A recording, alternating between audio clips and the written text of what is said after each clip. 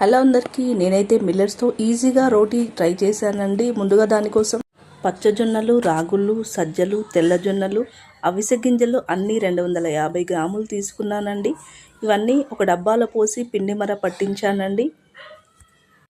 తర్వాత ఈవినింగ్ ఈ రోటీ చేశానండి. ముందుగా స్టవ్ మీద గిన్నెలో నీళ్లు పోసి మరిగించి అందులో కొంచెం ఉప్పు వేసి బాగా మరిగిన తర్వాత మరొక బౌల్లో 2 గరిటెల పిండిని వేసుకొని వేడి నీటిని కొద్ది కొద్దిగా పిండిలో పోసుకొని చపాతీ ముద్దలాగా మెత్తగా కలుపుకొని మూత పెట్టి 10 నిమిషాల పాటు పక్కన పెట్టాలండి.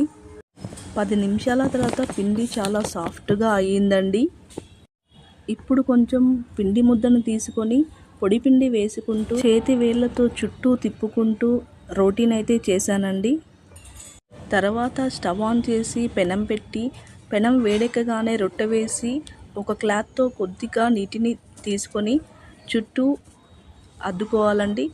2-3 నిమిషాల తర్వాత రొట్టెని మరొక వైపు తిప్పి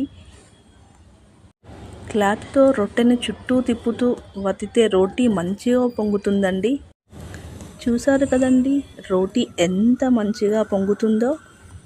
అంతే అండి, ఈ రోటీని మరొక ప్లేట్లోకి తీసుకోవాలి. సో చూసారు కదండి ఈ రోటీ ఎంత సాఫ్ట్గా చేతితో తుంచే విధంగా 2 పొరలుగా కూడా వచ్చింది. సో ఇదండి నేను చేసిన మిల్లెట్స్తో రోటీ. ఈ వీడియో నచ్చినట్లయితే please like, share and subscribe to my channel. Thank you for watching.